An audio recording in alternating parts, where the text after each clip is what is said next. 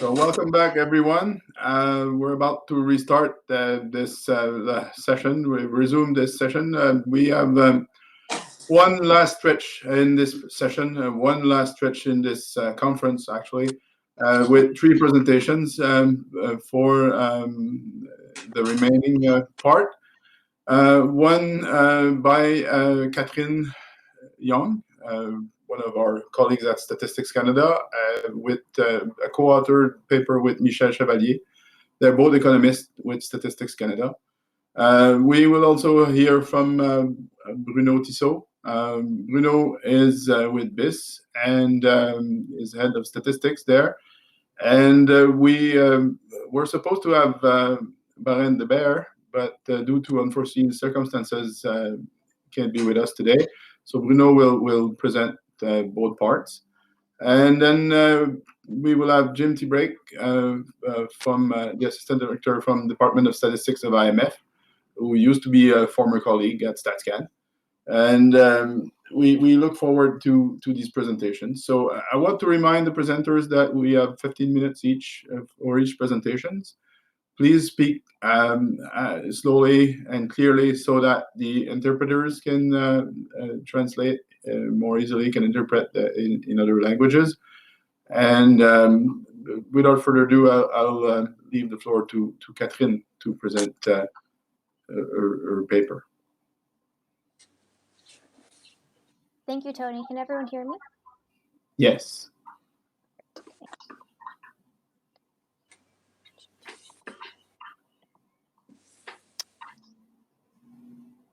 Are you able to see my presentation? Not yet. Not yet. That's coming. Yeah. Oh, perfect. Thank you, Tony, very much. I'll just introduce myself quickly. My name is Catherine Young, and I'm an economist in the Macroeconomic Accounts branch at Statistics Canada. I'll be presenting about the GEES project, which stands for Global Environment for Economic Statistics Ecosystem. So this is a multi-year modernization project, and this will be a very high-level vision plan where we'd like to go with this. So I'm very grateful for this opportunity to present this project in this forum. We are eager to collaborate with other organizations to learn best practices, things like that from other organizations who have embarked on similar projects. So very eager to see what kind of questions or comments you guys have throughout the presentation. Quick overview of the PowerPoint. I'll go through an introduction of the project. I'll cover the background of why we're doing this long-term project, so our motivation, our vision, and our goals for the long term. I'll speak a little bit about the specific components and deliverables for the project and a high-level overview of our technological approach. So again, an introduction to our project. It is a long-term modernization project, which will cover a full review, a standardization, and an optimization of all of the information models and operating models that are currently being used in the compilation of the Canadian system of macroeconomic accounts. So we envision a new modern environment for all of the macroeconomic statistics at StatsCan. So quite a large scope in terms of the outputs that will be covered. And we're hoping to develop a modular IT architecture that will balance flexibility with scalability and traceability. So again, we are just the beginning stages of the planning of this project. So we don't think we're the first people to embark on such an endeavor. So we welcome any advice, any lessons learned, or opportunities to collaborate with other organizations. To get a little bit more specific about these main pillars here. So flexibility, we want to make sure that our new environment will be able to integrate new data sources, especially things like big data sources, quickly and easily. We want analysts in the CSMA to be able to develop their own tools and technologies as well.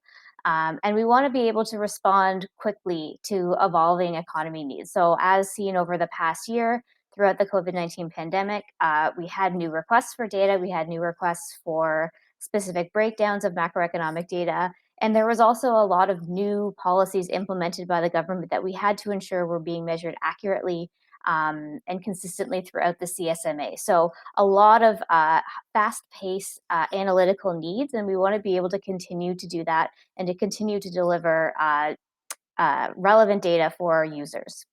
We also want to emphasize scalability so that Any efficiencies or new tools or expertise that are integrated to the CSMA are being able to be applied consistently throughout the entire macroeconomic account system. So this is a large number of analysts, this is a large number of data programs, and we want to make sure that everyone has access to these new tools and efficiencies.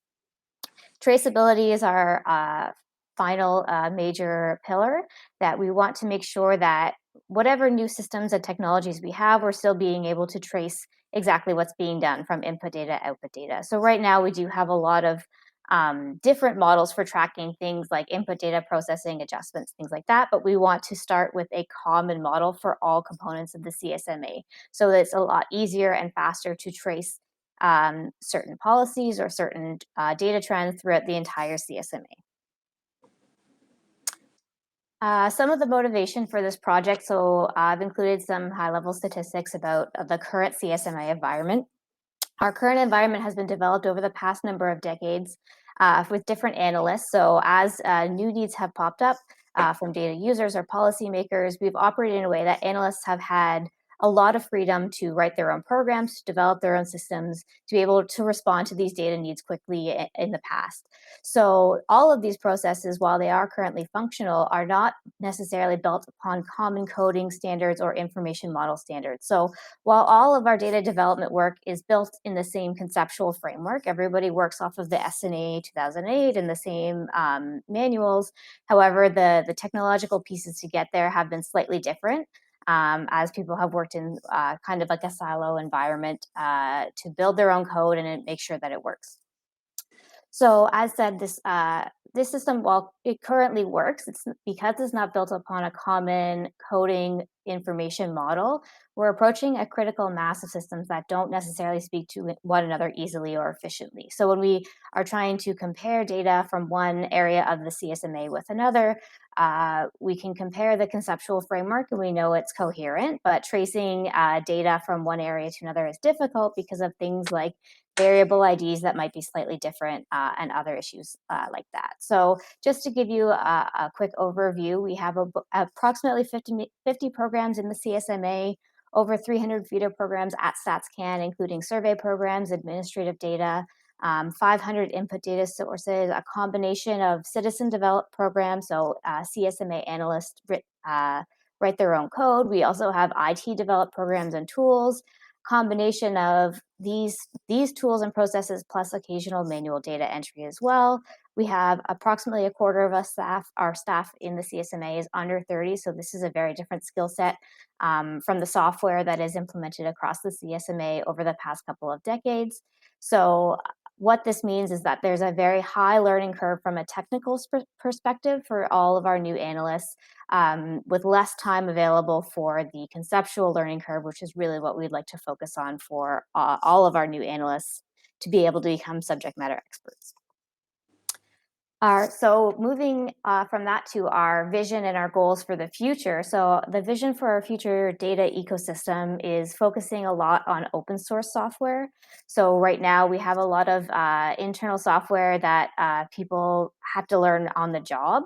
So by shifting gears towards more open source software, we can be more flexible in the future. As new technologies are available, we can take advantage of them. Analysts can experiment with new packages in programs like R and Python. And we can use this to develop a modular pipeline. So this will hopefully increase interoperability throughout the CSMA. So by developing programmed modules, and then different programs can select the modules that they need for their data pipeline.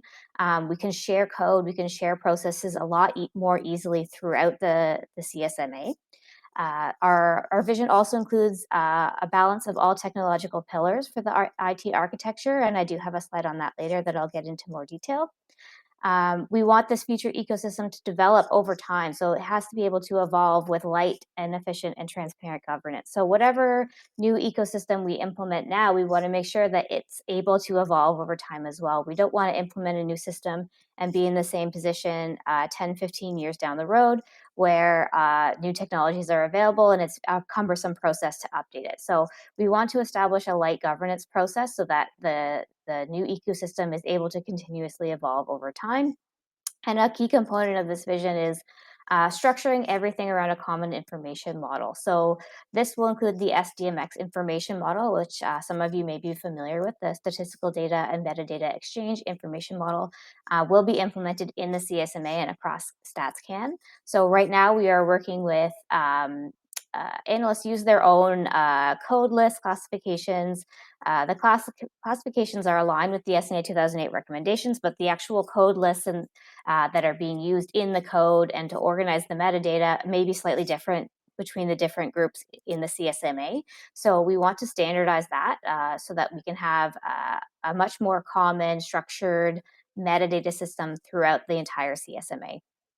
Some of our key goals for this project from more of an HR perspective, by streamlining some of the technology, we want to enable analysts to be able to integrate new tools and data sets more quickly and easily. So we want to be able to, if an analyst identifies a new R package that they believe is more efficient, they can integrate it quickly without a cumbersome IT-related process. They can also build their own technologies. Maybe they build their own R package or something like that that can be shared with internal partners in the CSMA and also external partners in other organizations. We also want to enable analysts to move throughout the different areas of the accounts more easily. As said, because some of the technologies and the processes have been developed in silo environments, once an analyst has been in one area of the CSMA for a number of years, they're a subject matter expert, they know their systems really well. If they were to move to a different account in the CSMA, they have a whole new technological learning curve to learn, okay, how is your program set up? What are your variable IDs and what do they mean? Are you using letters for this? Are you using numbers for this? Those kinds of things really make it a rigid process to move analysts throughout the accounts. So by reducing that technological learning curve and having a consistent metadata framework, we believe that analysts can refocus on understanding things like the emerging trends, contextual factors, and focusing really on the context of the data that they're producing. Overall, our goal is for a more rewarding work environment that will help us to attract and retain our talented workforce. Some of the specific components of our project, we've split it into 4 main phases, and we're currently in phase 1, the planning phase. So I've also added some dates on this diagram as well. So as mentioned, this long-term project started last year. We're still in the planning phase and we'll go until 2027 onward. So right now we're at the phase where we are creating our vision, creating our goals, socializing the project within StatsCan and externally. So we're getting buy-in from our managers, from our analysts in the CSMA. What do they like about the current system? What don't they like? What needs to stay and what needs to be updated? We're also taking this opportunity to seek co-development opportunities with international partners. So because we are embarking on such a long-term, large-scope project, we are eager to learn and work with international partners to get input on things that have worked well in other organizations. And then this will lead us into phase 2. So phase 2 is starting this year as well, where we are introducing the SDMX metadata model. So this will help us to standardize the metadata concepts, classifications, concordances, all of these things. This is a very large scale project to cover all the 50 plus programs in the CSMA. So this is starting this year, and this will lead us into phase 3. So this is the process redesign phase starting in 2023, where we will look at all the processes for all the programs in the CSMA, deconstruct all the processes, reconstruct them using the standardized metadata model, focusing on a flexible data pipelines and also documentation for transparency. So adding that consistency of documentation, but also focusing on flexibility in terms of how the data, what the components of the data pipeline are. And we also want to implement things like shared code banks for analysts so that they can really share the lessons learned and the efficiencies gained throughout the rebuilding process. This will all set us up for phase 4 in 2027, where we will be set up to introduce advanced modeling techniques, artificial intelligence, machine learning. As we can see from other presentations, there's a lot of very helpful applications of these technologies. And we believe, especially with a standardized metadata framework, that we will be set up to take advantage of these techniques on a much more large scale process. So we're also working with the data science division at Statistics Canada throughout our planning and implementation phases to say, can we build some use cases, what works, what doesn't? how do we set ourselves up so that we can make maximum use of these techniques in the future? What would we need in terms of technology, architecture to take full advantage of data science right now and down the road? Other key components of this project include a governance structure, and I'll talk a little bit more about the SDMX model as well. So we recognize that the GEIS project will require different levels of governance for different components. So things like concepts and classification require broad oversight across the entire macroeconomic accounts, but different data pipelines for different processes will require working level knowledge. So we're working on what that structure will actually look like, because what we want to have is a balance of oversight with things like guardrails for citizen developed programs, but we also want to encourage that creativity and flexibility for the analysts. So we believe that this process will help us with the transparency and traceability component. And we are eager to learn from other organizations as well. If you develop governance frameworks that have worked, we are in the early stages of defining what that will look like. To get a little bit more specific about the SDMX model that has been adopted as an agency-wide standard at StatsCan, so not just the macroeconomic accounts, but all of the survey divisions as well will be implementing this metadata model, which is great news for us. It means we'll be able to create much more streamlined and efficient processes for the data ingestion and data dissemination phases of CSMA compilation. We'll also be able to increase the degree of automation for things like data submissions to organizations such as the IMF and the OECD. Right now, we use a combination of automation and manual data manipulation, so we'll be able to increase that a little bit. And it will be able to delineate how our data outputs align with international standards a lot more efficiently. So right now, because our concepts and classifications don't necessarily use all the exact same code sets and things like that, it's a little bit cumbersome to do that comparison, but we'll be able to delineate that a little bit more clearly in the future. This is a summary of our technological approach, and a lot of these pillars I've touched on already, but just as a quick review, all of these will be balanced in the overall design of all of our new processes, so focusing on standardized metadata-driven systems.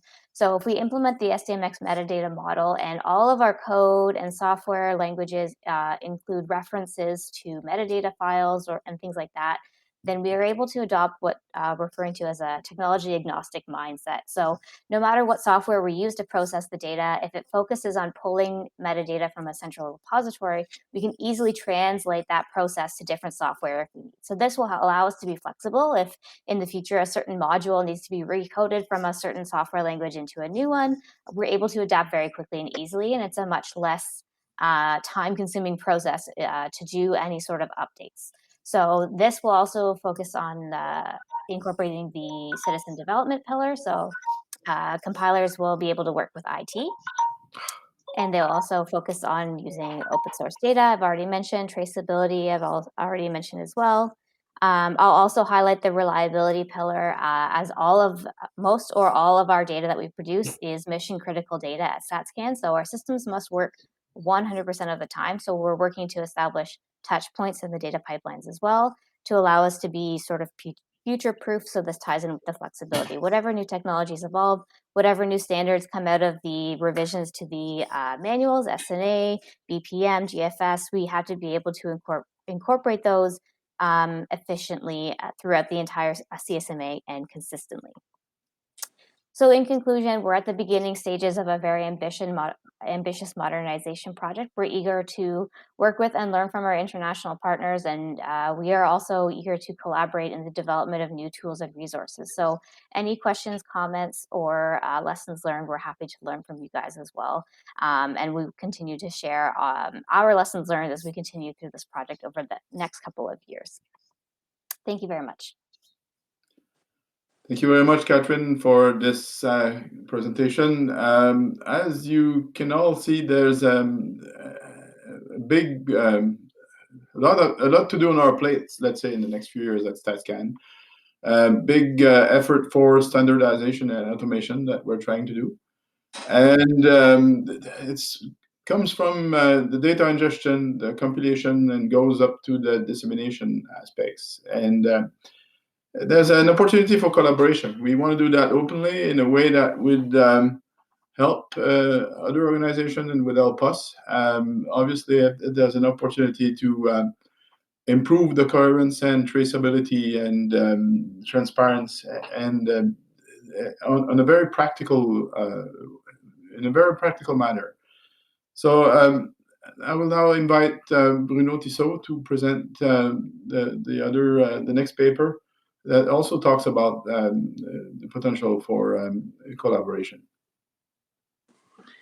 Yeah, thank you very much. So first of all, I would like to thank you for inviting us to present our paper. Because this has been done with a colleague from the South African Reserve Bank, Baran de Beer, who unfortunately cannot be with us today for personal reasons. I have an IT issue, so it's difficult for me to connect to the platform. So I hope that we can see the slides as I will speak, and we will try to coordinate. I would also like. Let's wait a second, Bruno, if we can, because we still don't see the slides. Yeah. Can Thierry or someone from the? Yeah. Oh yes, that's coming. Yeah, I would like to say that. So I am working at the BIS, but I'm also working for what we call the Irving Fisher Committee, which is a committee of central bank statisticians all around the world, and many of the points that I will raise today are reflected in the work of this IFC committee. And lastly, also what we will present, especially at the end of our paper, is based on the discussions that we have at the international level. I saw in the chat that there is all my colleagues are here. They are very knowledgeable, like John from Eurostat, or Jared from the OECD, or Celestino from the ECB. So but it will not be new for them, but it's mainly the issues that we have discussed internationally following the impact, especially of COVID. So let's start with the first slide, please. So I would like to have three parts. One is to briefly summarize the impact of COVID on central bank statisticians, with something. The key point of interest for us is that central banks are both producers and users of statistics. Second, I would like to have a short discussion on the implications for central bank statistical function. And third, I would like to finish with what could be the new framework globally to address these issues for official statistics in the light of COVID. And three main points in that is we feel at least that we really need to improve further core official statistics in terms of data, availability of data. I'm not looking at manuals, etc. We also need to address new data needs, and we need also to continue to improve the global statistical infrastructure. So let's move to the next slide. And rapidly, so the impact on central bank statisticians. So again, it's a peculiarity of central banks. First, they are producers of statistics, and it's fair to say that there have been a proactive response of central bank statisticians to the crisis, both because they were facing production disruptions, also because they had to deal with economic indicators that were distorted. We had a lot of examples during this conference. And there was a key dilemma for central bank statisticians, because obviously there was a need for more data because of the uncertainty, but also there was a kind of relaxation of compilation obligations. For example, the reporting from private institutions was not relaxed, but was made more flexible because it was not easy for these entities to report. And for the users in central banks, there were also a lot of challenges, and one was the fact that there was not indicators available because of the crisis, as we saw, or they were not completely accurate. Second, we had compilation difficulties or delays in producing information, and this was particularly the case in emerging market and developing economies, especially where they rely a lot on small surveys. And there was a lot of uncertainty in revisions. So this was really something that central banks users of information had to deal with. Next slide, please. The second item is, so what are the main implications for central bank statistical function? And obviously, there was a general review in all central banks of the statistical function because of COVID. And the idea was that, yes, we need more information, not less information. And as was already emphasized during this conference, the focus was on having more timely information, more frequent data, and also to address new data needs like inequalities, like climate change. The second point in this general review is that really people, and it was not a discovery, but it was a confirmation that we need to look at alternative data sources, at least as a complement. And the idea is how to reorganize central bank's statistical production chain. Three main principles. One is really to ensure that you have a comprehensive overview of the economy. So having only a specific view on specific areas is not enough. You really need to look at the economy as a whole, because as COVID has shown, things are interacting all together. You also need to have more flexible frameworks, because as we saw, the users' needs, they can evolve very rapidly to react to circumstances. And again, you need to have a framework that allows to incorporate complementary data sources. So we say it's a wake-up call for official statistics, because in a sense, the crisis shows that we have to make a better use of existing data. So we had already a lot of data that were not used sufficiently. We have to revamp our frameworks, because we have to get the most of this data, we have to leverage on innovation more than what we did before. And last point, we have to enhance what we call the user's experience with statistics. So it's not just producing statistics, it's making use of them.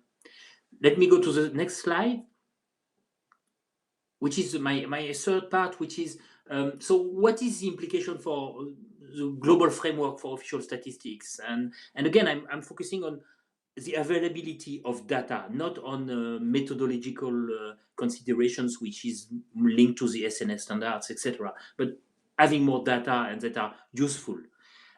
We really think that we have an opportunity, because since the great financial crisis, we have had a mechanism that was unprecedented in terms of global cooperation on statistics, which was the Data Gaps Initiative of the supported by the G20. And there were really three important factors. One is collaboration among international organizations and statistical systems. So the second one is a connection to policymakers. It's not just statisticians doing their work alone, it's statisticians doing something for policy use. And the third one was the peer pressure mechanism at the global level.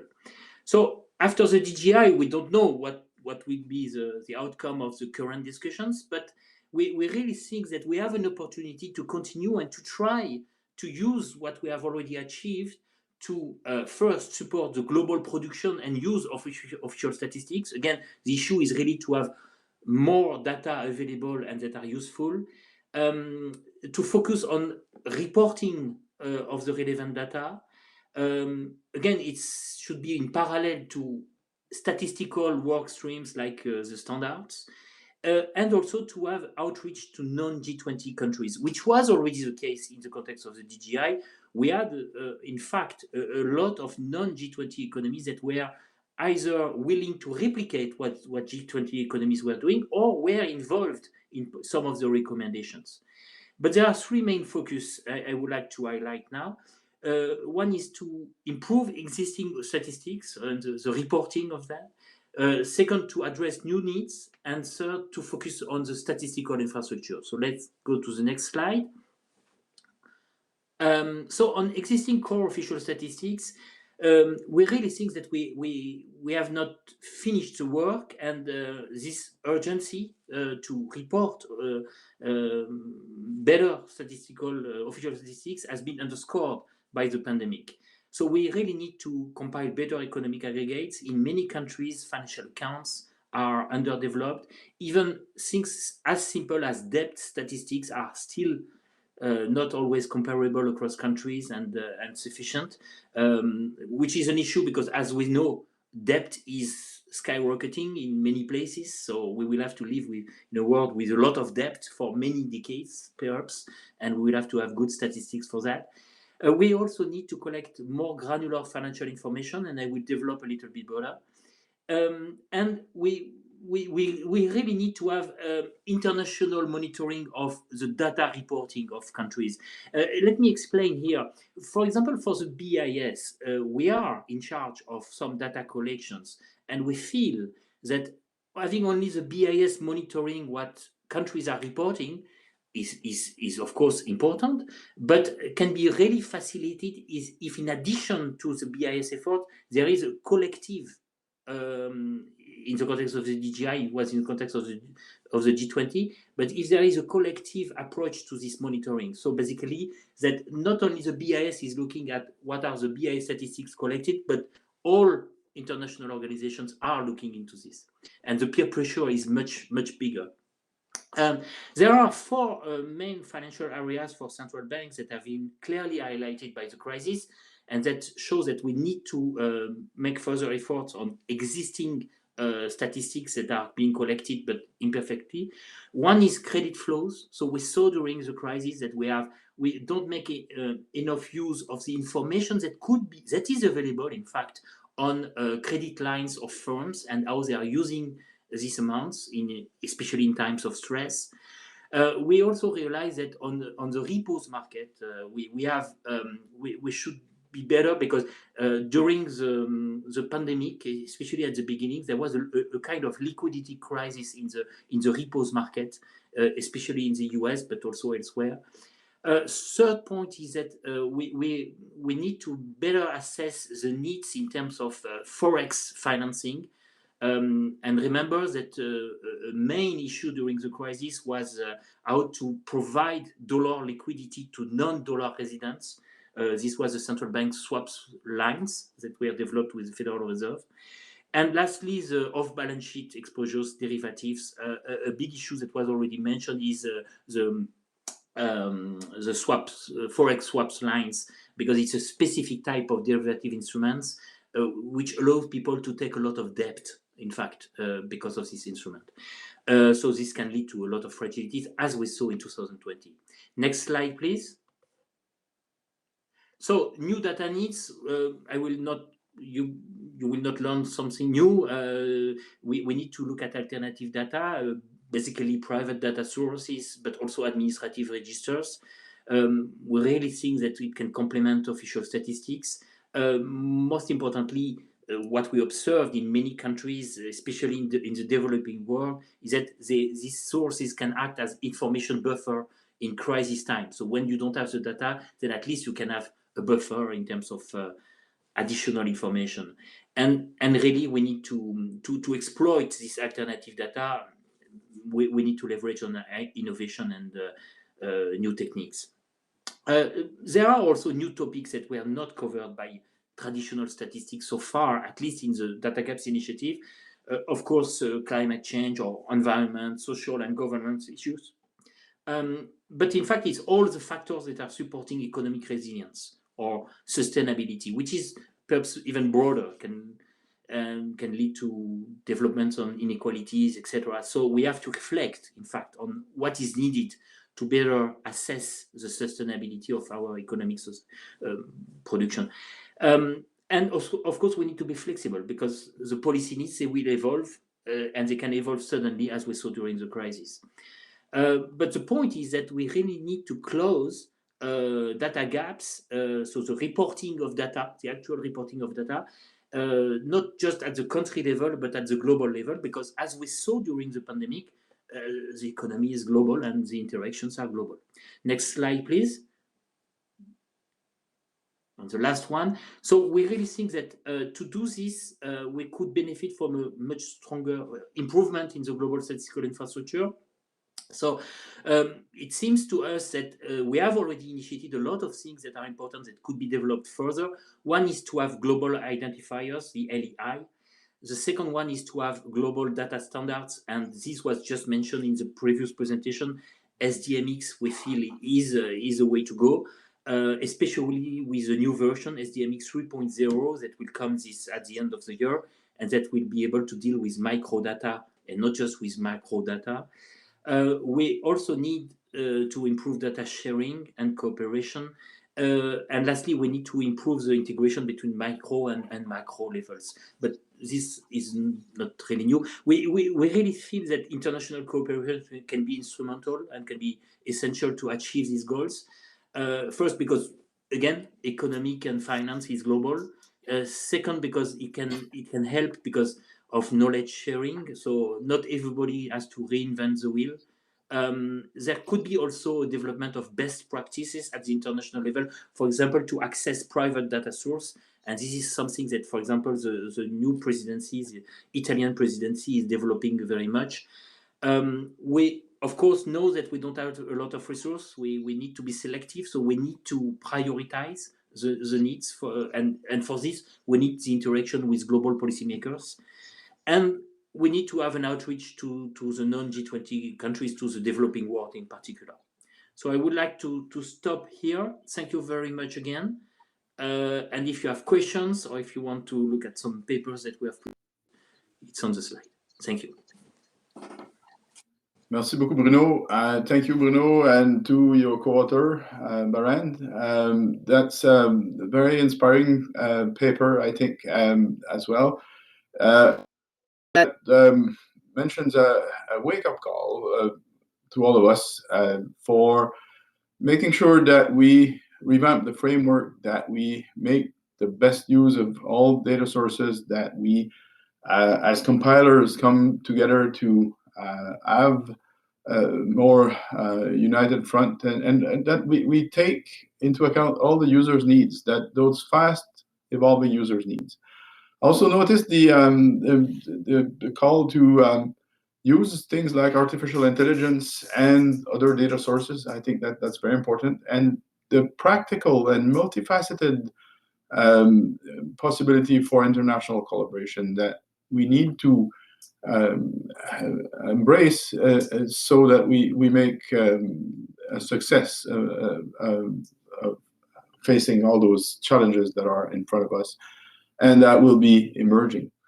Thank you very much for this. Our last presenter of the session and our last presenter of the conference, we kept him for dessert, Jim T. Brake, that will speak about also a very interesting use of alternative data and a source of data that we all know in our lives, but in a way that is also prone to collaboration. So without further ado, Jim. Thanks, Tony. I'll just share my screen and get it up there.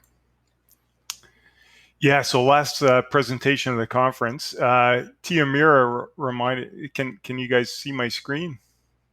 Yes. Yeah, okay, I'll put it in slideshow mode. Yeah, Tia Mira reminded me that a few years ago I was the last presentation as well at the conference, but at that time I was presenting on something called the Cannabis Economic Account. Canada was in the process of legalizing cannabis, so I presented what Statistics Canada was doing to try and incorporate that in our national accounts. I'm afraid that might have been a much more interesting presentation than maybe the one I'm going to close out with today. But I think this is very important work that we were doing at the IMF. So this is work that's been done by myself, Marco Marini, Alberto Sanchez, Paul Austin, Chima Simpson-Bell, all part of the IMF Statistics Department. I think like many of you at the beginning of COVID, your various users were pushing you for finer, faster, more frequent data. We certainly had that in the statistics department. All of the users, all of our users, which are the other departments in the International Monetary Fund, were saying we need some information on what businesses are closing down, how quickly they're reopening, where this is occurring, what's the different pace from one country to another, what's the different pace within countries. So they were really pushing us to provide data. And that was kind of the original goal. Oops, sorry, I got some automated transition in these slides. So that was the original goal, was to develop what we were calling re-indicators. But that reopening indicators, but that quickly morphed into a much bigger process, where we were asked to produce high-frequency, timely indicators that could be used for nowcasting, that could be used to increase the frequency of traditional indicators, that could be used to examine evolving structural changes, look at things at a very granular level. So what we did is we said, well, we need a focused project. And our basic question is, could these indicators be developed using information from Google? So our basic question that we tried to tackle with this project is it possible to produce timely, high-frequency economic indicators consistent with, and this is kind of maybe the value added that we're trying to bring to this project, consistent with international classifications, statistical methods, using data from two sources, the Google Places API and the Google Trends platform. So the first thing I'll do is I'll walk you through these data sources, what they are, and try and give you a bit of an overview. The first one is the Google Places API. You may be familiar with this. So what Google does, Google Maps or the Google Maps platform, what they allow is they allow users through their API to basically go and extract around 20 fields of information. And these information, when you look at it, it aligns very closely to what you would think of when you think of a traditional, a traditional business register. It has an identifier, it has the status of the business, which Google added as part of COVID-19. It's got all the geographic information, it's got the name of the business, it's got kind of the activity type, it's got ratings, reviews, price levels, which you can think of, well, maybe those are size indicators, the name and the type could be an activity indicator, it's got geographic indicators. So when we looked at this as a statistician, we said, well, you know what, that looks like a business register. Then we said, well, what if we collect this information on a weekly basis? So we go and we extract a Google sample. What we did for the purposes of this study, extract a sample of around 90,000 places. The first extraction was on April 24th, and we took about 2 extractions per month since that time. And now we have a database of around, at last count, maybe 3 million observations, but we're able to put data together like this. So this is a bar in New York. We're able to sort of track its status, if you would, over time. We're able to look at the number of reviews that are being submitted for that business. So that's one data source that we use in the context of this study. Oops. The next one is the second data source is Google Trends. Now, Google Trends, it's a platform that Google puts out that allows any user to freely go and look at, if you would, interest in a topic over time relative to all other topics. So it's a bit of a complicated indicator, but it does provide you with some, I think, useful information that could be used in the context of trying to produce some high-frequency indicators. So Google provides access to this. Basically, what it does is it classifies every search that goes into the Google platform into different categories at a very low level, and then sums up these categories to higher levels. So much like you would see in normal type of statistical classification system. There's been a lot of recent work using Google Trends to try and produce things like a nowcasted GDP. The OECD has done some really good work in this area. One of the things that you have with Google Trends, and I'll talk about it in a second, is how to make this data look like sort of traditional economic indicators. So basically, as I mentioned at the beginning, our idea was, can these data be used to develop a timely set of high-frequency indicators consistent with international standards? And then can these indicators then be used and integrated with official statistics to do things like nowcasting GDP? So that's the next part of my presentation, is just to show you what we did with this source data. And then the last part will be an application that was done by one of my colleagues. So one of the first indicators we created was that reopening indicator. So very quickly, what we did is we took the businesses that we drew on April 24th, and we just looked at their status each week, each month, to the point where, okay, when did they close, when did they open, to create we called it a reopening indicator. So this was an indicator where we were trying to look at the supply, if you would, of a business supply of their services. And basically what we saw when we looked at the data, this was more a test of the quality of the data as anything else. We said, well, you know what, it really sort of matches what we would understand to be the reopening policies of the different cities, of the different geographic areas and different industries as well. So we would look at this, and when things tightened up, we would see things tightening up. When lockdowns were implemented, we would see changes. So this was almost as much of a test as the quality of the data as the development of an indicator, to see if we could use this data to develop what you might want to call supply side indicators or business dynamic indicators. And they seemed quite robust, and we were quite happy with, if you would, the quality of these statistics. Not only could we develop those statistics by geographic area, but we could also develop those statistics by industry. And this is one of the things that we're trying to add value in this space, if you would, is now what we're able to do is we're able to take that information and we're able to overlay standard international classifications, so that we as users, or the departments as users at the IMF, would look at this and be able to, readily integrate that with official measures such as labor data. That was one of the big uses of this information, was to look at how these reopening indicators tracked the labor market and what was going on in the labor market. We do have a kind of a weighting problem when we put these indicators together, is that there isn't an easy way to weight up these places. They're all sort of different. So when one place shuts down versus another, the economic impact of the shutdown, depending on the size of the firm, will be greater than, say, it would be for smaller firms. So what we tried to do is we said, well, can we use the reviews as an indicator of the size of the business, so that instead of creating sort of this unweighted, temporarily closed indicator, or this reopening indicator, we in fact could weight that by the reviews, giving more weight to, if you would, larger reviewed businesses and less weight to less reviewed businesses. And of course, there's issues with that, but it did seem to improve, if you would, the quality of these indicators. So we're continuing to research how we can use these reviews in the weighting scheme, if you would, of developing these indicators. We can also look, and we haven't done a lot of work in this area, but not only can we look if businesses are being temporarily closed and when they're being temporarily closed, but also when they're exiting. And that's another part of the Google platform, where they say, well, here's a business, it's closed permanently.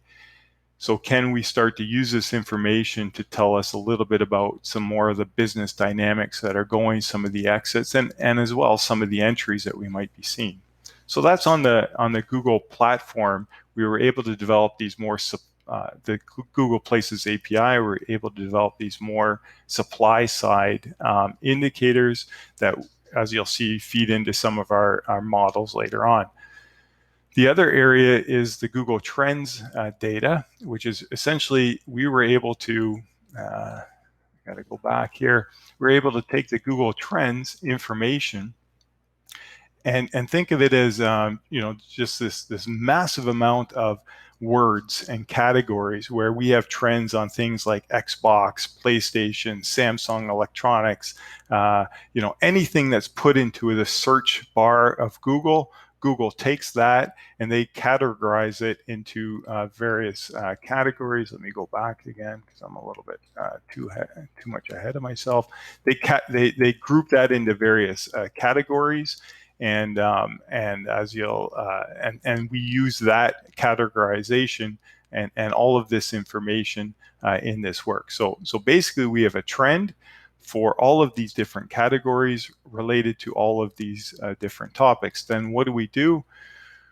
Well, we use some, if you want to call it data science, machine learning, natural language processing, in fact, methods to basically map the Google Trends words, if you would, to the ISIC words, to be able to transform those trends into indicators by economic activity.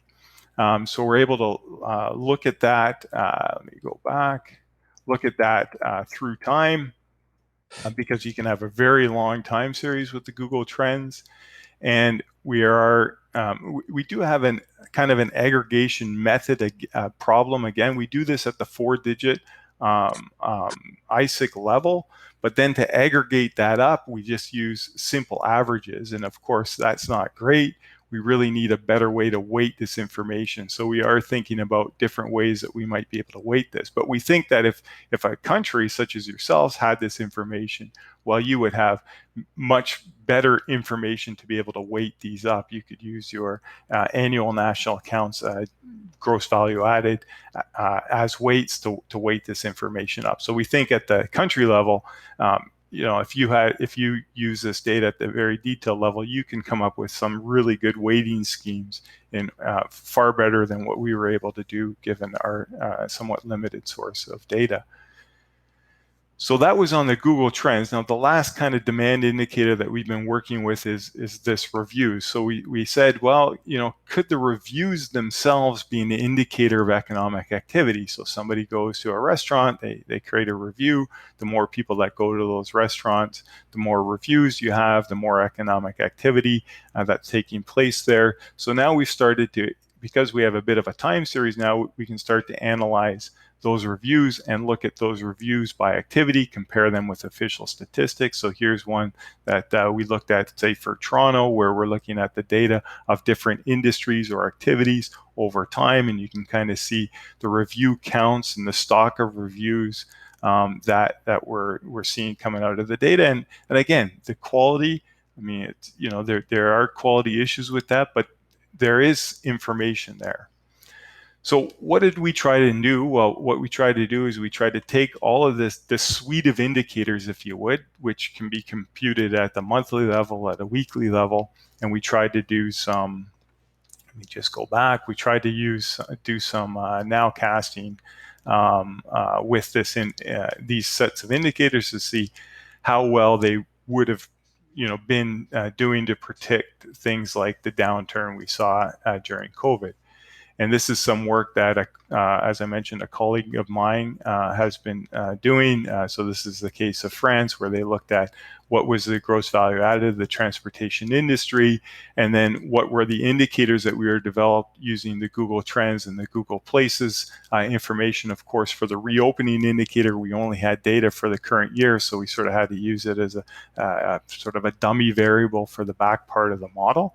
But we're able to take that information, not just for France, but for a number of countries, and look at the fit, if you would, of those information to the official statistics. And you can see the R-squared is quite high in many cases in terms of fitting this data to the official statistics. And then we look to see at how well this information would have estimated, if you would, the downturn in Q2 or the uptick or upturns that we saw in Q3. For the most part, that the indicators performed very well. Canada not so well, but France, Australia, Brazil performed quite well in terms of what we're seeing. Now, we do have more work to do to refine these indicators, but we do think that from this work that there's definite information available in these indicators that could be useful in the context of improving the timeliness of these statistics. So what are our next steps? Well, our objective was to produce a very repeatable methodology, something that is essentially using more or less freely available information that can be applied across a wide breadth of countries. So that was key on our part because we have 199 members at the IMF, and we want to make sure that whatever we develop is as applicable, hopefully, to all of those members. We do need to refine our methodology. Let me go back and improve the weighting scheme. I think that's an area where we can do a lot better job. And we're in the process of documenting this methodology. We've sort of written everything, all the extractions, whether it's from the API or from the Google Trends, or whether it's the mapping of the Google Trends to the ISIC categories is all done in R and R scripts. And we're happy to share this as kind of an output of the working paper. So the working paper would not just be, here's the methodology and here's the results, but if you want to do some of this work on your own, here's some of the tools or the toolbox that you would need in order to get that done. So I'm gonna stop. I don't know if that was Tiamira purposely changing my slides or that's just me, but anyway, that's some work that we were doing at the IMF, trying to first provide the area departments at the IMF, so these are our country surveillance teams, with information on just the closing and reopening of the economy, but then taking it one step further and saying, you know, could we use this data to improve the timeliness and frequency of official statistics, whether that's GDP, industrial production indexes, or even, I think this would be very useful for labor type statistics as well. So I'll stop there and happy to take any questions. Thank you. Thank you very much, Jim, for this very inspiring presentation. Once again, we've been having a great session with the presenters. What I certainly will keep in mind from this presentation is the importance of making sure that we use all these data sources advantageously and thinking of putting them in the existing and evolving framework that we have. And I was certainly impressed by the possibilities of more timely, more granular information that this opens up for organizations that want to use such data sources. And I also see here, again, in the same team, in the same vein, the collaboration, the importance of using data science and the fact that you will share the tools. So these tools could potentially be improved and shared with other countries. So we could actually work together here once again to improve the use, the ingestion of data and the compilation of statistics and the dissemination of indicators that we will do in the future. So lots of food for thought, and I encourage people to use the chat and send questions to our three presenters, and also to send their comments and reactions. I'll pass the floor to Eric. Thank you, Jim, and all other presenters. Okay, great. Tony, thank you very much. And I want to begin by complimenting our colleagues, Catherine, Bruno, and Jim, for their excellent presentations, very informative.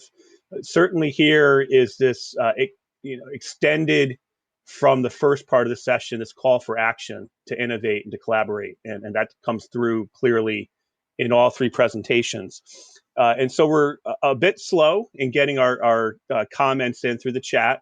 What I will do is briefly sort of summarize some key takeaways from my perspective and ask some questions your direction while we see what also comes in through the chat. So this call to innovate and collaborate begins from, with the technology perspective that Catherine shared, moving toward an open source platform environment to be able to ingest different data sets, non-traditional data sets, and tap into new techniques, data science techniques, and so forth. We then heard from Bruno about what central banks have to do to produce better statistics around financial accounts, debt, and so forth, as well as what stats agencies can do better to experiment, to go beyond existing statistics. And indeed, this is a call that we all are taking forward out of this pandemic period. And with Jim, some evidence of the value in using alternate data to produce supply side and demand side indicators that, when compared with the performance of actual quarterly national accounts, did quite well, generally speaking. And so what I want to put forward toward Catherine, and I'll also summarize a couple questions for Catherine that have come in through the chat. Catherine, just thoughts on security concerns as we move toward an open source environment, how Stats Canada's what your expectations are for your timeline, and when you think you'll be active actually in this new GEIS environment. And then the same question really to Bruno and to Jim from the international organization perspective. You've each expounded on some next steps from your perspective. What can we do collectively to innovate and collaborate? How can the IOs work together with the stats agencies to move this effort forward? And how can we advance to having these more granular real-time national account statistics that could support the broader policy perspective? And so I'll leave those there. What also has come in to Catherine are a couple questions, one from Marlene of the UNECE. How do you involve statisticians in the software development, for example, in Python?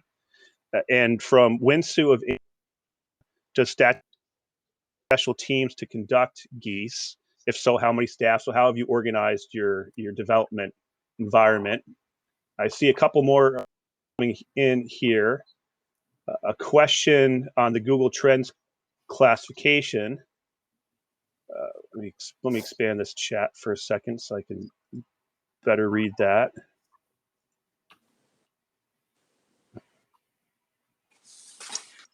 Is it accessible for research, and to what extent is it stable over time? How well does it fit classification of economic activities or other official classifications? You shared some of that, Jim, so your reflections on that are quite valuable to hear. From John Mitchell at the OECD, compliments on Jim's presentation. It's easy to see other indicators correlating with GDP when GDP is declining by 10%, increasing by 10%, so volatile changes, which was the case in Q2 and Q3 of 2020. Values the work that's taking place so far, and essentially wants to hear a bit more about your thoughts for having these types of indicators to complement official statistics and to increase the timeliness. Catherine has also come in and complements the Google work on at the firm level information. This can be very interesting as an input to statistical registers in certain cases where other sources may not be available. Have you looked at coverage, for example, in countries with limited stats capacity? That's a very relevant question for thinking about more real-time national accounts type indicators. So we have so far. We'll collect more thoughts through the chat, but how about we turn first to Catherine, then to Bruno, and then to Jim, and then we'll collect some more comments. Thanks, Eric. Yeah, so I'll start with some of the questions from the chat. So the first question about involving statisticians in software development, that's absolutely the way that we currently operate. So currently, economists, statisticians, data compilers have the ability to write their own code and implement it in the data pipelines and to get data out the door. So we want to continue to have that option for analysts as we move to an open source environment as well. Something that we've learned, excuse me, in the early consultation phase is that with such a large group of analysts, there's a wide range of programming abilities. So a lot of people come in as subject matter experts, and some people have programming expertise in very specific areas, very specific software. So part of what we're working on with the citizen development team at StatsCan is coming up with sort of more menu options for programming modules. So having a code bank available like GitHub internally that is secure for people to share code and learn from. So if somebody is a very strong programmer in Python, they could write that code and integrate it into their data pipeline, and they can share that code with everybody else. So someone who wants to learn Python can learn from that and maybe use that in their own pipeline as well. But we also know that not every economist is going to be an IT computer scientist programming expert. So this is where we want to add some governance into our IT framework so that as programs are written and are moving from that, say, development phase into regular production phase, that we have a green lighting process. So if someone writes a set of code, is it understandable by other analysts? If somebody else needs to take your code and update it for, say, new variables or new input data, something like that, are they able to read it and do so? So this is where our transparency and documentation comes in. So we're still figuring out what that exact governance will look like, but that's absolutely something that we will continue to do. The citizen development model works really well as far as empowering analysts to write their own code and make sure that the technology is measuring what we want it to measure. We just need to make sure it's a little bit more sustainable over time and able to cater towards the different level of programming abilities. The next question about the team and GEIS and how we plan to operate. So right now the GEIS team is quite small. We're still in that planning consultation phase, but we do have a combination of project managers, economists. We have an IT architect and some IT resources right now. And the model we want to use is that we will play that sort of consultant and coordination role. So if a program within the CSMA is going to be integrated into the GEIS project, one of their senior analysts will move on to the GEIS team. We'll provide them resources to backfill for their regular production, but that senior analyst will work with us to redevelop their own system, because subject matter analysts know their data the best. They know their processes the best. They know what works and what doesn't. They know what needs to be kept. They know what doesn't need to be kept. So really what we're doing right now is planning how to empower analysts to have all the information they need in order to rebuild their own processes. And that's the model that we'll be working with. In terms of security, that's absolutely a huge consideration for us. And so we are working with the IT members of our team as we move towards a cloud environment and we move towards open source technologies. That's something that will be considered. I don't have specific answers right now, but it is definitely something that is highly considered in all of our development. Was there any other questions for the GEIS project? I think that covers it. I think that's where we are right now, Catherine. Thanks for those responses. We'll turn to Bruno. Bruno, before you begin, we have also had one more come in for you, where you've referenced in your slide deck to economic and finance statistics on the use and availability of environmental, social statistics, and Mantis from Lithuania is asking if you can elaborate on that as part of your response. Yeah, in fact, it's a good starting point. I would say that the problem with crisis, so we had the Asian crisis, and we had the great financial crisis, and we had COVID. Each time it's completely unexpected. So the problem is that if you always look at the past crisis and you address the data needs of the past crisis, you look in the past and you run the risk of not knowing what will come next because of the unknowns, in fact. So my take is that at least people have realized that there are structural shifts in the economy that can happen, can be because of financial crisis, can be because of climate, can be because of COVID. And for this, you need to be able to react swiftly. But you cannot know in advance what are the data needs, especially because these structural shifts, they change completely the economy, as we saw during COVID. So the answer for that is not to collect everything in advance, but at least to have flexible frameworks that be able to use all the existing data that sometimes you don't think is important, but may become very, very important, as we saw during COVID. And also to be able to zoom in when you have a crisis moment. So in a sense, if you collect all the information, the risk of being overwhelmed is huge, especially in finance. So what you want is to have broad aggregates, and if there is a crisis, the ability to zoom in on specific areas because you want to address these issues, for example, financial stability issues in a specific sector. But you would never know in advance where you have to fix attention. So basically, what you need is to have a flexible framework that can change over time depending on the use case, but also that can incorporate very micro information and link it to macro information. But of course, it's easy to say and not easy to do in practice. But I have in mind things like better information on inequalities, for example, could be useful. In financial market, I mentioned the 4 areas. So despite all the efforts that we have done after the great financial crisis, we realized with COVID that even just for financial markets, we missed information on the 4 points I mentioned, on the financing needs of corporates, on the forex exposures, on the derivatives, etc. But it's only exposed that you realize this, and you need to flexibly adapt. On data sharing, which was your early point, I really think that central banks are thinking that we need to have, as was said for Canada, good infrastructure, data sharing possibilities in terms of standards like SDMX, etc., etc. In terms of organization, because you questioned whether we could go to the cloud, etc., this is really a difficult issue. So at the BIS, we are in charge of a very confidential micro data collection on global systemic institutions. So we collect from central banks information that is collected here in Basel. I don't see that we will put this in the hub, in the cloud in the near future. What people are looking at, you know this very well also in the US, is that private cloud where people can cooperate and exchange information. But going right now to the public cloud for very confidential data source, I don't think this will become, we will be done in the next few months. It's too difficult, I think, to organize right now.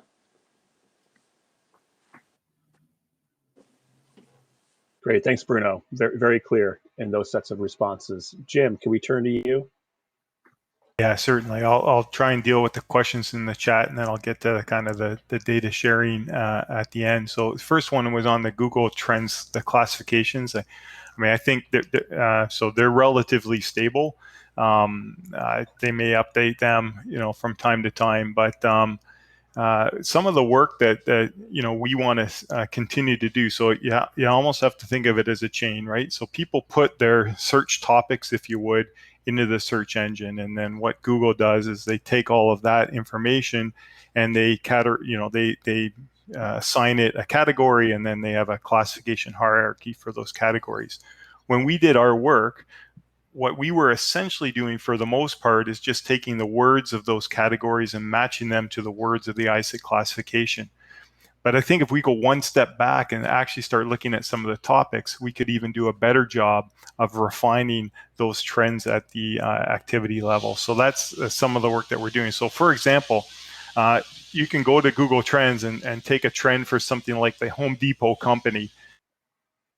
Quite an informative trend, if you would. You'll see, for instance, in Canada, Home Depot interest was sky high in the summer of 2020 because everybody was staying at home building decks and trying to get lumber and different things like that. So we want to try and reach back into those categories as we sort of build these activity-based Google Trends. So that's some of the work that we want to do there. On the question from John, so I think that's a very good question. Maybe the first thing, we haven't done a lot of work on our end to see, how well these indicators, if you would now cast the 0.5% quarterly growth that we're maybe, used to seeing versus these 10% drops. But I believe the OECD has done some work in this area. They looked at data from 2015 to 2020 using Google Trends. Now, they were more subjective in the trends that they were selecting, but it did show a high correlation over that time span. So it does, lead us to believe that these indicators could be also useful in normal times, if you want to classify that. However, I think we want to emphasize, and this is Marco Marini, my colleague who's working on this, kind of, said, we really want to emphasize that these indicators are particularly helpful to capture the turning points and the deviation from trend as soon as they happen, rather than following existing trends. So we find that to nowcast, the trick is the turning points. And we think that these would be very helpful in us capturing the turning points in real time. So that's where we see the usefulness of this type of data. Catherine, good question on what's the applicability of this to those areas with low statistical capacity or that do not, say, have a business register. So we've been doing some work in that area. It's pretty good, but of course it depends on Google's penetration, if you would, into the country now, because it is, widely used. The data seems to be pretty good. Of course, in some countries where there's a large informal economy, there's going to be gaps and things will need to be dealt with. But I think this information can be very useful in the context of business register development in countries with maybe that do not have a business register. And then just maybe on the data sharing, or sort of following up on what Bruno was saying, On the Google, so one nice thing is that Google Trends is absolutely free. So there's no, and there actually isn't an API into that. So we've developed a set of programs that strip that data out automatically and put it into a database. So we're happy to share that information. The Google API, that is again available. It is, generally you need to pay for that, but Google has kind of a special thing, a special offer during COVID-19, if you would, to support nonprofit organizations, such as many of us, to actually access the data free of charge. And we've been using that that offer from Google in order to do this. I think strategically, what we should be doing as a community is going to Google and not saying, hey, can you give us data, but can you open up your API, add more fields to that API? Can you continue to offer access to data for official statistics free of charge? I think that's a great way if we could get together and sort of put that, I don't want to use the word pressure, but put that offer to Google. To me, that this could be a fantastic opportunity for us to take another step forward in our use of big data. So I'll stop there. Thanks. Great, Jim. Thanks very much, and indeed for building off of some of what Bruno said about collaboration and data sharing. I think you both put out some very useful thoughts for next steps here, which is much appreciated. Peter from Hungary has a comment for you, Jim, acknowledging that the weighting method is important, no doubt about that, and just wants to know about your thoughts on the use of user reviews to represent the distribution of turnover across businesses, if you've looked at that in any of your work. So that's exactly where we were going. We saw this Google platform information, all this really good business data, but we were missing that revenue figure that you usually get, with your data. So we said, what could be a substitute? Could reviews, in a way, be a substitute for that revenue figure?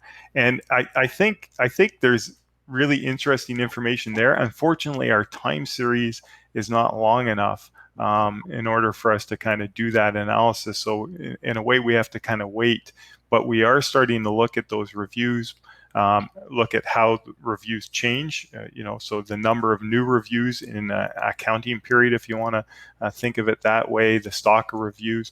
Of course, it's very tricky to combine reviews one industry to another, because the reviews you get from restaurants are probably kind of consistent for the restaurant industry, but they can't really be compared to maybe reviews that you might be seeing for hairdressers or bike shops or department stores or things like that. So there's information there. I think it could be useful, but we need to do some more research to really figure out the utility of this information. Great. Thank you, Jim. I'm not seeing at this point in time any more comments through the chat or requests to take the floor. So perhaps I'll just sum up a couple takeaways before I turn this back to Tony. So in this session, what we've heard here is we have to have modernized technology. And Catherine has made a compelling case for that, moving toward open source software and modern software systems, getting out of legacy systems, and indeed that's happening in the U.S. and it's happening in other places. And then Bruno took us through this call for action around innovation, existing statistics, and how that has to become a focus point both for central banks as well as stats agencies, so that central banks can better use updated information.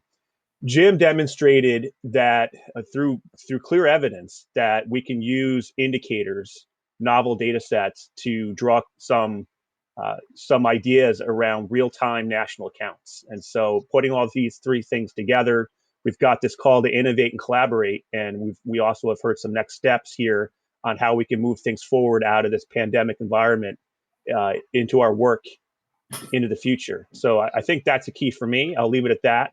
And once again, thank you all for your presentations. And I'll turn it back to you, Tony. Thank you very much, Eric. I think we've got an excellent discussion. Thank you very much to all the presenters and all of you who raised questions and comments. I think that's a very good news for all of us. And we certainly heard a lot about the timeliness, the high frequency, and the granular data that needed to be produced in the pandemic, and that will need to be produced to keep satisfy user needs in the future. And we certainly heard also a lot about the fast, simple, relevant, automated process that we need to use to leverage the non-traditional data sources to produce indicators that can better capture the turning points when they are properly integrated in the existing framework, but also the evolving framework.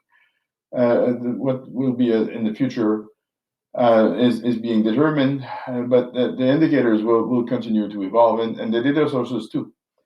So we'll have to certainly collaborate on this, and the collaboration is key. We heard the wake-up call and the need for collaboration, data sharing, exchange of national experiences, co-development between countries and organizations that can all contribute to avoid duplication of effort and to fast-track the modernization of our statistical frameworks and IT and statistical infrastructure in the post-COVID era.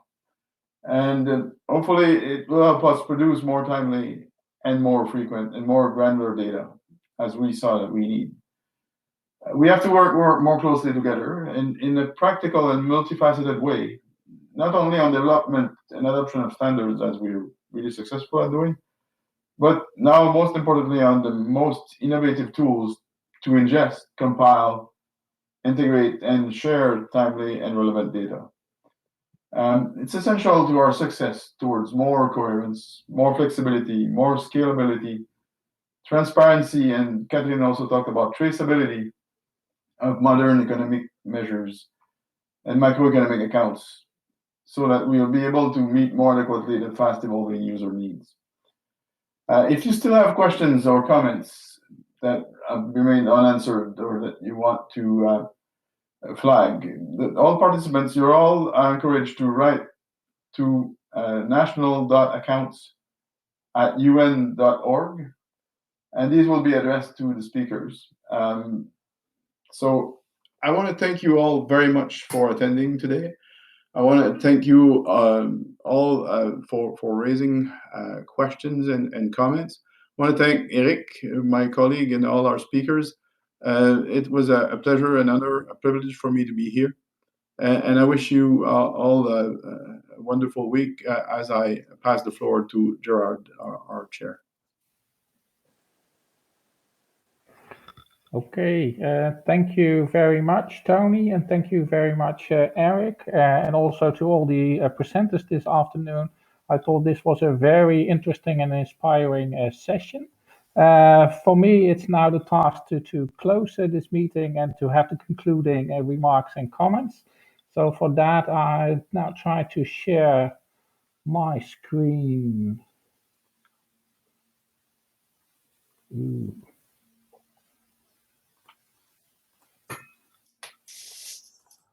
Let me see, does this work? It's coming. Yes. Yes?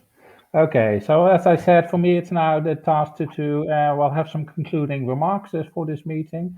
This was the 20th group of experts on national accounts meeting, the second one, which was online. Hopefully next year we'll be, have a physical meeting or perhaps a hybrid meeting. The meeting was was spread out over 6 days, and we had 6 sessions. The main topics were around the planned update of the SNA and the BPM. So we started with a general overview of the SNA and BPM update program. Then we had a session on the communication workstream in the update, one on digitalization. We had 2 days for the topics on well-being and sustainability. We had a session on globalization, that was yesterday. And today we, closed the meeting with, like I said, a very interesting and inspiring session on the post-COVID-19, where we look forward at, okay, what do we have to do? How do we have to react as a statistical community? Looking at the past 6 days, I think we can, we'll say we had a successful meeting. We had 39 presentations with 350 participants spread out over the 6 days, but we had approximately over 200 participants per session. And I think that's an all-time record for this group of experts meeting. If you look at what was the main discussion, that were the guidance notes and the work done on the update of the BPM and the SNA. For that, we sent out for globalization. And those are 8 notes which will soon be sent out, and more will follow in the autumn. Expressed in the meeting, the guidance notes will be subject to baseline assessments to assess its feasibility, but also testing and experimental estimates will be part of for some of the guidance notes to see what has been emphasized in the update of the SNA and the BPM is actually can be done in a practical manner and leads to estimates which can be later on incorporated in the national accounts and the balance of payments.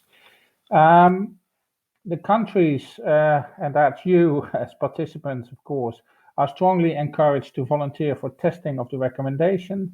I'd like to stress that that's really, really important also to take the work on the update of the SNA and the BPM forward, also to meet the timeline we set ourselves. So please, if you consider in volunteering for testing, please do so just to help the international community, but also, of course, to help yourself to prepare for the implementation of the next set of international guidelines. One specific topic which stood out was the impact of adopting invoice values for imports and exports of goods and services. There was a clear call for, we want to have more quantitative studies on the impact of that. If you're interested, please contact the mentioned email address and also copy in the UN. Of course, well known to all of you, but further information on the update process of the international guidelines for the SNA and the BPM can be found in the mentioned websites, and there also is information on the consultations, but also on the testing and the ways to volunteer for testing. Other future activities which are forthcoming are the 5th virtual meeting of the informal advisory group on measuring GDP in a digitalized economy. That's the 9th and the 10th of June 2021, organized by the OECD. If you're interested, please contact John Mitchell. And also like to point out, and that has also been sent by mail recently, check out and update the online inventory of satellite accounts, which is available on the UNECE website. And if you have any corrections or if you want to add information for your country, please contact the UNECE. And finally, I think the UNECE and Eurostat plan to organize an online session on multinational coordinators networks, so the network of large complex cases units, and further information on that will follow. And I'd like to finalize with, I think, looking at today's session, there's also a clear call that, if you look at the work we do at statistical offices, as statisticians, it's not only about sharing information and data, but there's also a clear call to collaborate more on the work we do, the methods we use, but also share the development of tools. And I can envisage that also future activity in that field will be organized. So I stop for a moment at this point to see if there are any questions.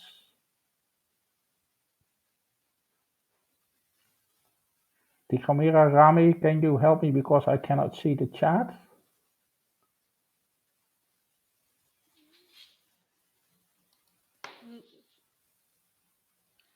No comments or questions coming from the chat.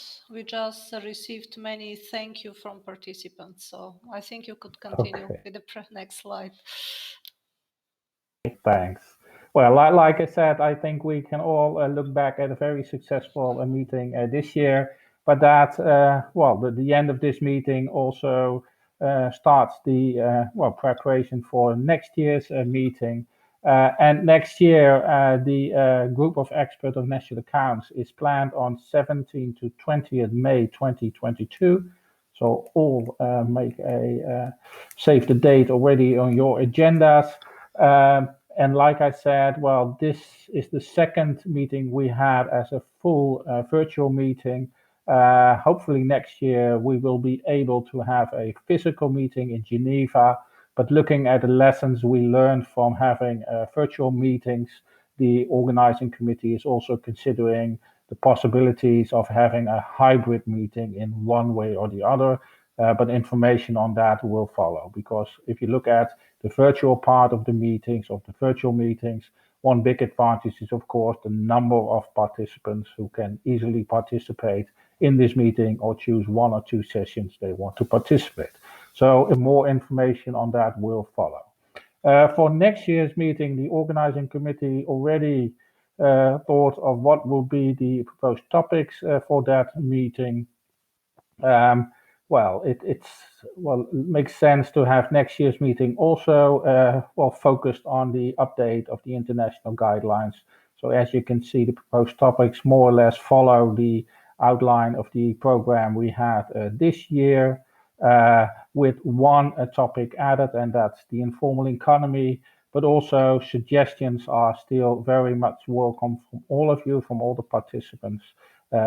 You can do that now, you can put it in the chat, but if you have a suggestion for a topic or contribution, you can also send that to nationalaccounts@un.org to help us as an organizing committee to start the preparation of next year's meeting.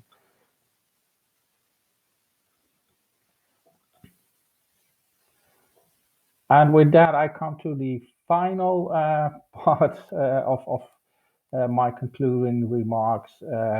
If you have further comments and questions to the organizers and the presenters, I think most chairs of the sessions already expressed that. Please send an email to nationalaccounts@un.org or contact the presenter or organizer directly. They're happy to answer your questions, so please do so if you still have some questions or would like to have a discussion with them.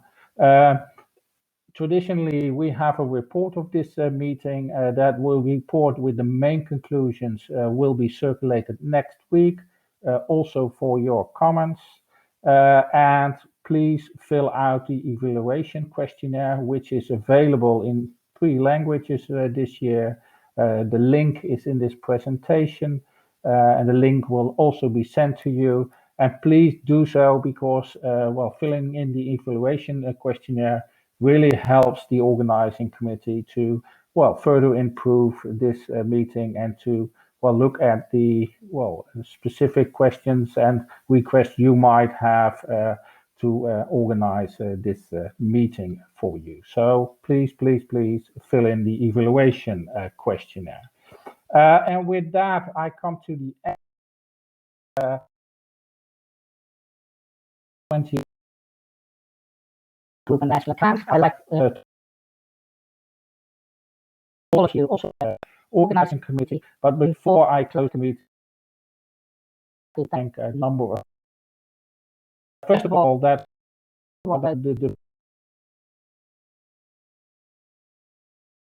and the moderators of the different sessions. Thanks for organizing and presenting your work to this meeting.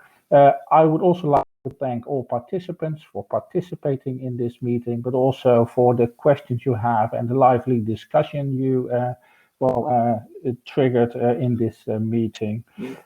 Like to thank my colleagues from the organizing committee and also the international organizations who made this the meeting possible. I think this is a good example of cooperation between all the international organizations, because if you look at the participation, I think we almost covered all international organizations.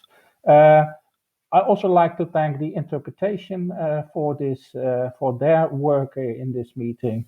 And finally, but not least, I like to thank the team of the UNECE.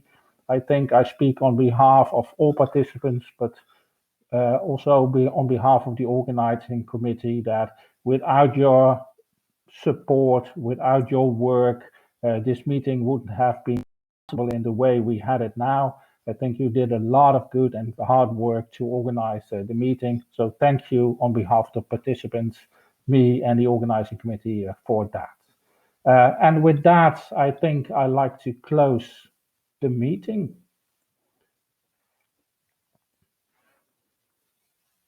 Thank you, Gerard. In the end, we also had technical problems, so you could see us both, me and Rami here. Okay. Rami couldn't connect to the meeting in the end, but want to thank Gerard, who chairs the steering group and is also chair of the group of experts. Somewhere in the chat, I would like to tell participants you have the links to the evaluation questionnaires. Most importantly, there we have also a question for possible topics that you want for future meeting, as well your feedback on the possible form of these meetings, hybrid, in person, combined between the two information sessions or different webinars that could accompany meetings. Any ideas are welcome. I want also to tell you that in 2-3 weeks from now, the steering group that organizes this meeting and oversees the preparation will meet to discuss your feedback and will follow up on the proposed future work. You will receive more information soon, as Gerald indicated in the report and from us. Thank again everybody who helped us for the meeting, our co-organizers from Eurostat, OECD, IMF, the World Bank and UNSD, and also the task team leads who organized the sessions from United Kingdom, Canada, United States and Ireland. And thank Gerard, Statistics Netherlands, for chairing the full meeting. Also to our partners from EFTA for providing the platform for this meeting and the interpretation. Hope to see you next time here in Geneva, and all the best from us.